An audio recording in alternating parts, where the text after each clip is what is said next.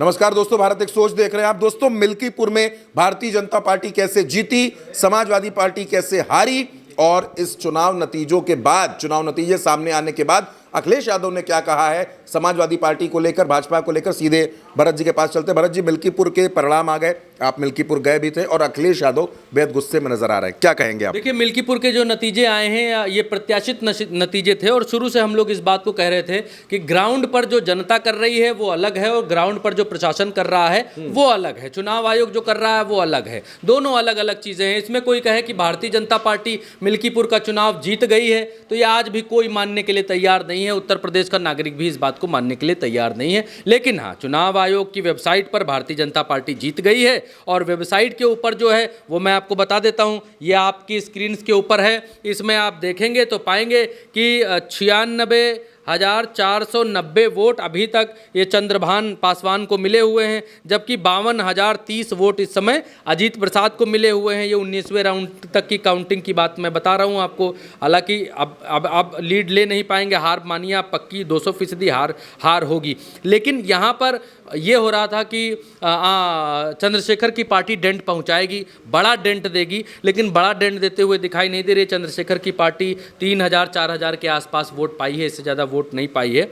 और लगभग अभी जब हम ये वीडियो बना रहे हैं 44,460 वोटों से पीछे चल रहे हैं अजीत प्रसाद, और अब आगे आना बेहद मुश्किल है। खैर, ये तो आंकड़ों की बात रही, नंबर्स की बात रही, और नंबर्स से ही लोकतंत्र में विजय और पराजय तय होती है। तो नंबर्स तो सबसे आगे, सबसे पहले बताने पड़ेंगे।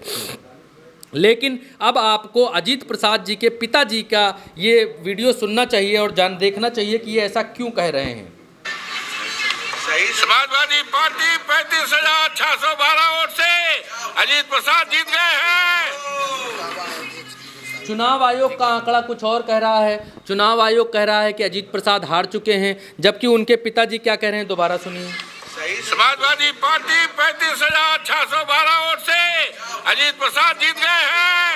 35,612 वोट से ये कह रहे हैं जीत गए हैं, जबकि अजीत प्रसाद आंकड़ों में अभी चुनाव आयोग की वेबसाइट पर 44,000 से तो पीछे चल रहे हैं।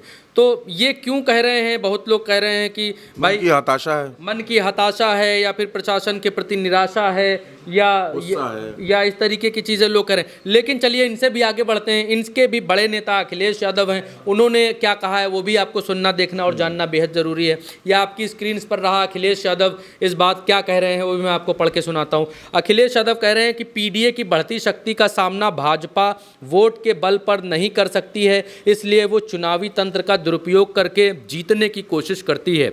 ऐसी चुनावी धांधली करने के लिए जिस स्तर पर अधिकारियों की हेराफेरी करनी होती है वो एक विधानसभा में तो भले किसी तरह संभव है, लेकिन 403 विधानसभाओं में ये 420 नहीं चलेगी। इस बात को भाजपा वाले भी जानते हैं, इसीलिए भाजपाइयों ने मिल्कीपुर का उपचुनाव टाला था। पीडीए मतलब 90% जनता ने खुद अपनी आंखों से ये धांधली देखी है।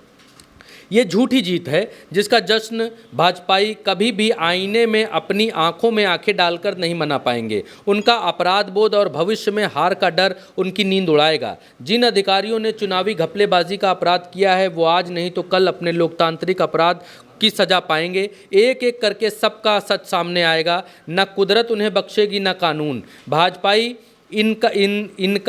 उनका इस्तेमाल करके छोड़ देंगे, उनकी ढाल नहीं बनेंगे। जब उनकी नौकरी और पेंशन जाएगी तो वो अपने बच्चों, परिवार और समाज के बीच अपमान की जिंदगी की सज़ा अकेले भुगतेंगे। लोकसभा चुनावों में अयोध्या में हुई पीडीए की सच्ची जीत उनके मिल्कीपुर के विधानसभा की झूठी जीत पर कई गुना भारी है और हमेशा रहेगी। अब अखिलेश यादव ये कहना चाह रहे हैं कि एक उपचुनाव में मिल्कीपुर में तो भारतीय जनता पार्टी ने जीत हासिल कर ली है, लेकिन भारतीय जनता पार्टी 2027 में भी ऐसे ही हावी रहेगी, ये नहीं हो सकता और ये होगा भी नहीं, क्योंकि एक जगह शासन प्रशासन लगाना आसान होता है, सारी सीटों पर इतना शासन प्रशासन नहीं लगाया जा सकता। इवन अखिलेश यादव के कहने का मतलब ये है कि कहने का मतलब ये है कि 2027 में के लिए लोग निराश ना हो, हताश ना हो, हमारी जीत होगी, इस बात को वो कहना चाह रहे हैं। और अधिकारियों को भविष्य के लिए वो बताना चाह रहे हैं कि अगर वो सत्ता में आ गए तो उन अधिकारियों के नाम भी उन्होंने कल बताए थे, सजाती अधिकारी बताए थे मुख्यमंत्री के, इन अधिकारियों को जो है वो निपटेंगे जब उनकी सरकार आएगी। तो पेंशन भी नहीं मिलेगी, मुकदमा भी होगा और उसकी जाँच भी होगी कि क्या क्या मिल्कीपुर के भीतर हुआ। ये अखिलेश यादव कहते हुए यहाँ पर नज़र आ रहे हैं, दिखाई दे रहे हैं। तो ये मिल्कीपुर में समाजवादी पार्टी की हार के बाद का ये दृश्य है जो आपके सामने है,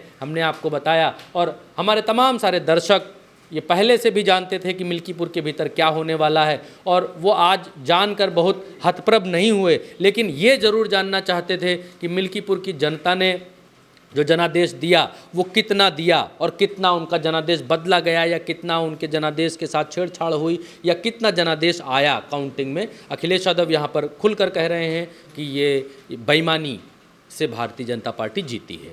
दोस्तों, अखिलेश यादव ने एक्स पर जो पोस्ट लिखा है वो बेहद गुस्से में लिखा गया पोस्ट है और अखिलेश यादव साफ तौर पर ये बता रहे हैं कि समाजवादी पार्टी के कार्यकर्ता कहीं से निराश ना हो। 2027 में समाजवादी पार्टी पीडीए के अपने फॉर्मूले के दम पर सरकार बनाएगी और मिल्कीपुर को लेकर अखिलेश यादव ने कई सवाल खड़े कर दिए हैं। अब अखिलेश यादव जिस तरह से गुस्से में है, आक्रोश में है, उसके बाद समाजवादी पार्टी का रुख अब आगे क्या होगा और मिल्कीपुर के नतीजों के बाद क्या ये मान लिया जाए कि 2027 की तैयारी का आगाज़ आज से ही हो गया है।